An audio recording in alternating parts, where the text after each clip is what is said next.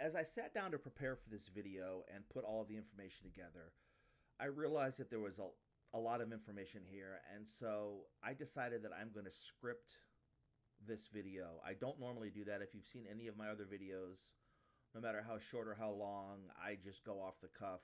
But for the sake of this video, I did script it, and I'm going to follow and read the script just to make sure that I don't miss anything. So I'm sure that the biggest part of the sudden push for sports betting to finally arrive in Ohio is due to the 10% tax on sports wagering, which is expected to equal around $90 million a year going to the state.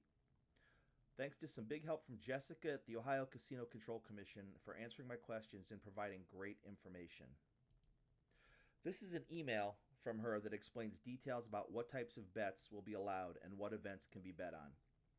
Allowed types of sports wagers include exchange wagering, parlays, over-under, money line, in-game wagering, single-game bets, teaser bets, in-play bets, proposition bets, pools, pari-mutuel sports wagering pools, or straight bets.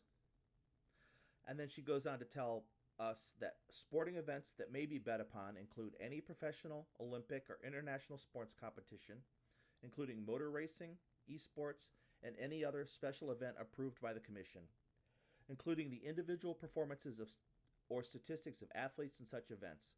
Events for primary or secondary school students, whether conducted by a school or by another person, are explicitly disallowed for wagering. Additionally, any event that includes participants that are under the age of 18 are generally disallowed from wagering, unless the Commission authorizes sports gaming on that event. So it appears that pretty much every bet type is going to be allowed, which is great, but this could have been a concern because in some states, bets on college sporting events are not allowed. Since this email states primary and secondary school events are not allowed for wagering, this means that you can't bet on your child's dance recital or your daughter's high school volleyball game, but you will be allowed to bet on collegiate sports. I didn't highlight this, but the letter also states, please be aware that the Type C sports gaming kiosks are different than those used in other jurisdictions. Here in Ohio, kiosks, and we're talking about the kiosks that everyone keeps saying they're going to have sports betting kiosks in bars. Kiosks, why am I having trouble saying that word, will be used to participate in the sports gaming lottery, which will be regulated by the Ohio Lottery Commission, although the Casino Control Commission will issue licenses to those entities eligible to have a kiosk. The rollout of those machines will be handled by the Ohio Lottery. Additionally, the kiosks will have limits on bet types and the amount of money a person may bet per week. I honestly have no idea what to make of that. It sounds more like the Lottery Commission was sad because they were being shut out, so the state threw them a bone and is letting them have sports betting light. Like when you have a free version of an app on your phone, but there's a pay version of the same app, they usually call the free version the light version. This is the categorization breakdown of the types of gaming licenses that will be issued. The Type C license, shown here, is the one that we just previously mentioned, and it looks like they're going to issue about 20 of them. It allows for the sale to D1 establishments, and those are the beer-only bars. And yes, beer-only bars do exist. It also allows for the sale to D2 establishments, and those are places that sell only wine and wine coolers or any other prepared drink of less than 24% alcohol. So I imagine wine-only places that's like a wine bar? A wine shop? I don't know. I'm not specific on. I don't know that I've ever come across a wine only establishment other than a wine shop. And it also allows for the sale to D5 establishments, and those are your regular old bar, your corner bar, your bar that you can get liquor, beer, wine, whatever. For people that see D1, D2, and D5 and you're worried because for whatever reason you've heard talk or you know that your favorite bar has a D6 license, all a D6 is, it's the permit for Sunday sales. So in order to have a D6 license, you already have to have a D5 license. So there's no need to worry. Your corner bar with the D6 license is still eligible for one of these kiosks. The Type B are the simplest to decipher, and these are the basically you have a building and you want to open a sports book. This is the license for you. The state is going to issue about 40 of these Type B licenses, and they're regulated so that you can only pair up with one sports book, partner with only one management service provider or sports book. All that really means is that Jack Casino can't open a FanDuel on the first floor and a Twin Spires Sportsbook on the second floor. And then the Type A, this is the big one. This is the one that's going to let you roll out of bed on game day, stay in your jammies, and place bets. This is the online and mobile app betting license, and they're going to be limited to 25 of these. The Type A requires all online and mobile sports books to have a brick and mortar facility in the state in order to be able to get that online license.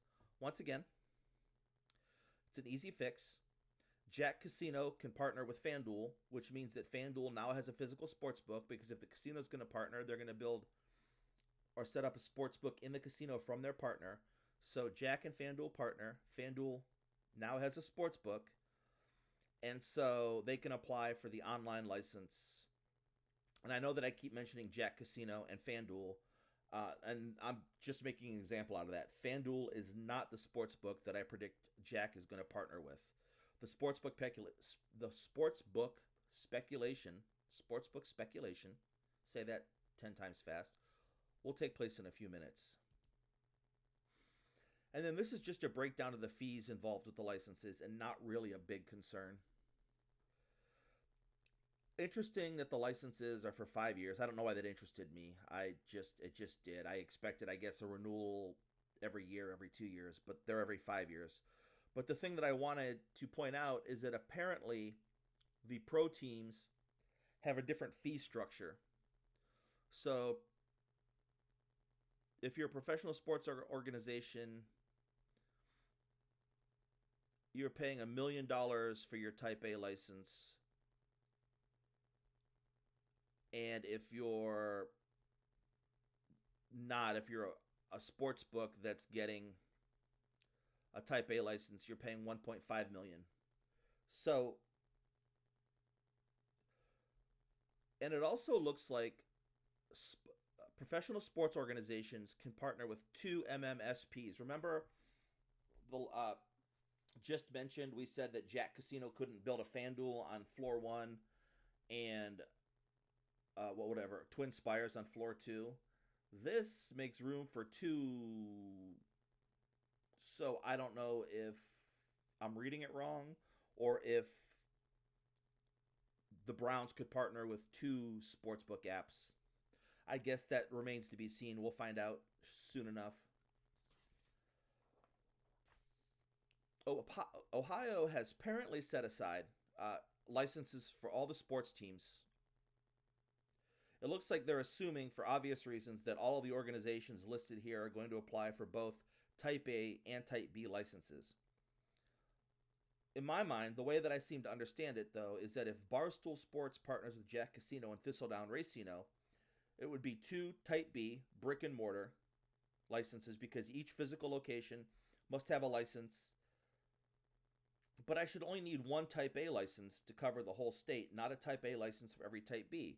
So if Barstool puts they pay for the license, they put a sports book in Jack Casino, and they pay for the license and put a sports book in Jack Thistledown Racino, so that's 2 brick and mortar licenses. But 1 Type A, 1 mobile online license should cover Barstool for the entire state, and not have to get a Type A for each Type B that you own. Which means, if the way I'm reading it is true, that puts the state's projections off by a little. Not to mention that I'm not sure that NASCAR and the PGA are going to want to pay a licensing fee for 1 event per year. According to the state, if this sheet turns out to be accurate, there would be 4 Type A and 19 Type B licenses remaining to be sold. but my numbers, I'm going to guess that either NASCAR or the PGA takes a license, either NASCAR or the PGA, but not both of them take a license. Um, and so, with my estimation that I'll get into about what sports books are going where, I estimate that there are probably going to be 14 Type A and not 4 Type A remaining, and 20 Type B, not 19 Type B licenses left. Of course, I could be completely wrong about how I'm interpreting the licensing rules and regulations, and if I am, I will own up to it. I'll make a video and say, hey, everything's open now, and I was a complete idiot and got all of this wrong, and I apologize. Having said that, if you hope that a sports book is coming to... What have I done? If you had any hopes that a sports book would be coming to rural areas near you anytime soon, sorry to poop in your Wheaties. This is a location map that shows what counties are eligible for sports books and how many they can have. Looks like the counties that represent Cincinnati, Columbus, and Cleveland can have up to 5. Remembering, though, that of those 5 in Cleveland at least, they're probably being eaten up by Jack Casino in downtown, Jack Thistledown Racino, Rocket Mortgage Fieldhouse, Progressive Field, and First Energy Stadium. So don't look for a Bet Rivers to go into the flats anytime soon, because if everybody that the state believes is going to get a license in Cleveland, there aren't going to be any of the 5 sports books, brick and mortar sports book licenses remaining. Remember, though, that the Type A sports books are the important ones. You'll still be able to stay in your onesie PJs with your feet and butt flap in bed at home or sitting anywhere else in the state and using a mobile phone. So just because you can't have a sports book in Athens doesn't mean you can't play sports bets in Athens. It just means you're going to have to do it online or one of the mobile apps that are licensed in the state. So now it is speculation time. Let's see where our casinos and racinos are. The chips represent the full-blown casinos, and the horses represent the racinos. And this is what I speculate to happen. I have Barstool Sports going into Toledo, Dayton, Columbus, and Mahoning Valley. Caesars going into Scioto Downs. Hard Rock going into Cincinnati. Twin Spires at Miami Valley Gaming. FanDuel, yes, finally, after mentioning FanDuel a ton of times, we're finally getting to FanDuel. I have them going in at Belterra Park. Of course, MGM at MGM Northfield. That one's, I think, probably the most obvious. And in Cleveland, I also have Barstool Sports, because that's who Jack's sister casino, Greektown in Detroit, uses. However, I can see a situation where they bounce Barstool here in Ohio and go with Caesars, because the parent company who owns Jack and Greektown also owns Caesars.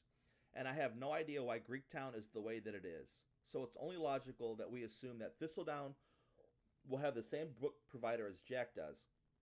However, Thistledown is only about 10 miles from Jack Casino in downtown Cleveland, so I also see a possibility that they don't even put a sports book at Thistledown. And here's how I came to the conclusions. It was pretty much logic with some research and a tiny bit of guessing. So Penn Gaming owns the Hollywood casinos and racinos, and they also own Barstool Sports. So it's natural to put Barstool Sports in all of the Hollywood properties. Vici Properties owns Jack Cleveland Casino and Jack Thistledown Racino, and they also... Wait, where am I at?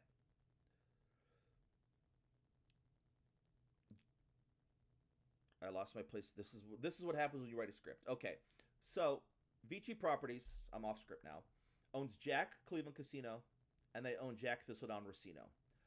Vici Properties also owns Greektown Casino in Detroit. And in Greektown and Detroit, they use Barstool.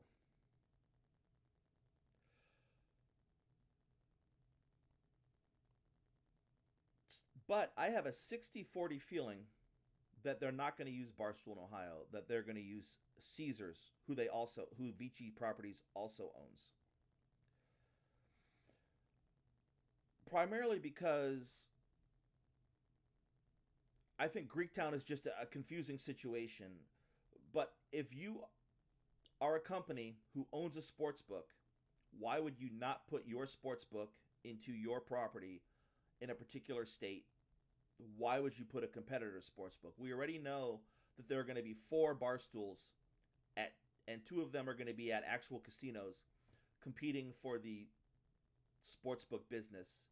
I just think it's in Vici's best interest to go with Caesars here in Cleveland at Jack.